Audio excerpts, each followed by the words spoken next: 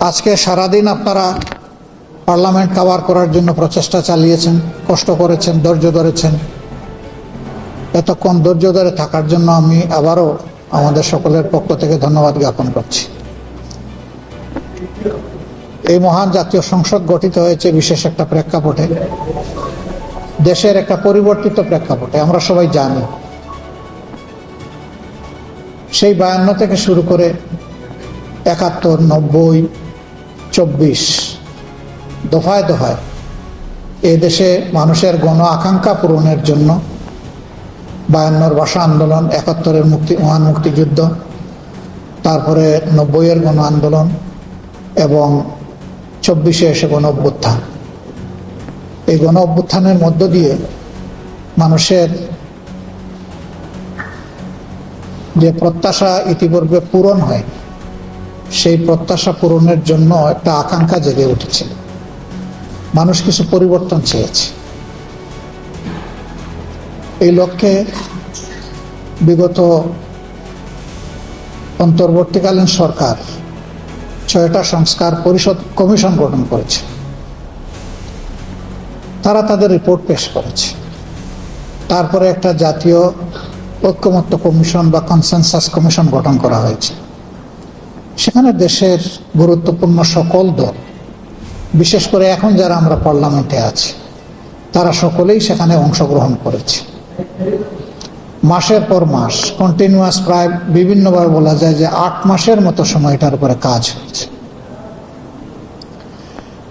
তার প্রান্ত সীমায় এসে একটা জুলাই চার্টার তৈরি হয়েছে এবং সবাই মিলে আমরা স্বাক্ষর করেছি।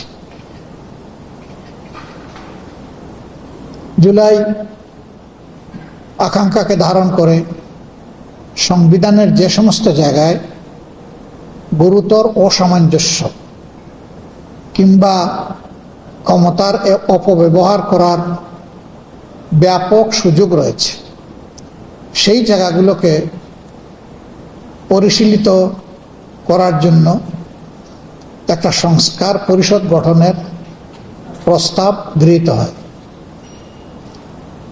এর আলোকে সরকারের অনুরোধে প্রেসিডেন্ট একটা অর্ডার দেন। একই অর্ডারে জাতীয় সংসদ নির্বাচন এবং গণভোটের কথা রয়েছে। এটাও রয়েছে যে গণভোট হওয়ার পরে সংস্কার পরিষদ কিভাবে গঠন করা হবে তার বিস্তারিত ব্যাখ্যা ওখানে আছে। যে পদ্ধতিতে জাতীয় সংসদের সম্মানিত সদস্য হিসাবে শপথ হবে, ওই প্রস্তাবনা অনুযায়ী এবং অর্ডার অনুযায়ী একই পদ্ধতিতে ওনারা 2টা দায়িত্ব পালন করবে। প্রথম দায়িত্ব পালন হবে ওনাদের সংস্কার পরিষদের সদস্য হিসাবে। সংসদ গঠিত হওয়ার 180 দিনের ভিতরে ওনারা ওনাদের কর্ম সম্পাদন করে অটোমেটিক্যালি এই ক্যাপাসিটি ওনাদের ডিজলভ হয়ে যাবে। তখন ওনারা সংসদ সদস্য হিসাবে ফাংশন করা শুরু করে। এর আলোকে নির্বাচন কমিশন থেকে আমাদেরকে সংসদ সচিবালয় থেকে আমাদেরকে চিঠি দেওয়া হয় শপথ গ্রহণ করার জন্য। আমরা 2টা চিঠি পাই, একটা সংসদ সদস্য হিসাবে, একটা সংস্কার পরিষদের সদস্য হিসাবে। এবং ওখানেই গেজেটে লেখা ছিল, যে অর্ডারের ভিত্তিতে অ্যারেঞ্জমেন্ট লেখা ছিল যে একই ব্যক্তি এই 2টা শপথ পাঠ করাবে। এটি হয়েছে। মাননীয় প্রধান নির্বাচন কমিশনার আমাদেরকে শপথ বাক্য পাঠ করিয়েছেন, সংসদ সদস্য হিসাবে প্রথম এবং সাথে সাথে আবার সংস্কার পরিষদের সদস্য হিসেবে আমরা স্বাক্ষর করেছি। কিন্তু বর্তমান সরকারি দলে যারা, তারা শপথ নেননি, স্বাক্ষর করেন, ফলে জটিলতা তৈরি হয়েছে। তখন সংসদ নির্বাচন অনুষ্ঠিত হওয়ার এবং সংসদ সদস্যদের গেজেট প্রকাশ পাওয়ার 30 পঞ্জিকা দিবসের মধ্যে সংস্কার পরিষদের সভা আহ্বান করার বাধ্যবাধকতা আছে। এটা কিভাবে হবে? ওই একই প্রস্তাবনায় আছে, যে পদ্ধতিতে সংসদ অধিবেশন আহ্বান করা হবে একই অনুরূপ পদ্ধতিতে সংস্কার পরিষদের সভা আহ্বান করা।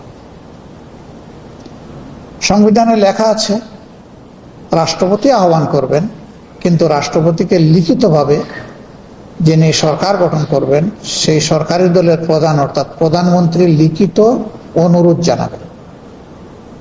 তার প্রেক্ষিতেই দুইটা অধিবেশনে অনুষ্ঠিত হবে। একটা হয়েছে আর একটা হয় নাই। আবার সংসদ অধিবেশনটা আহ্বান করা হয়েছে একেবারে শেষ প্রান্তে এসে। ফেব্রুয়ারির 12 তারিখ ইলেকশন হয়েছে, 30 কর্মদিবস শেষ হয়ে যায় 15 তারিখ। সংসদ অধিবেশন আহ্বান করা হয়েছে 12 তারিখ। ফলে আমরা এই কথাটা এর আগে বলারও সুযোগ পাই।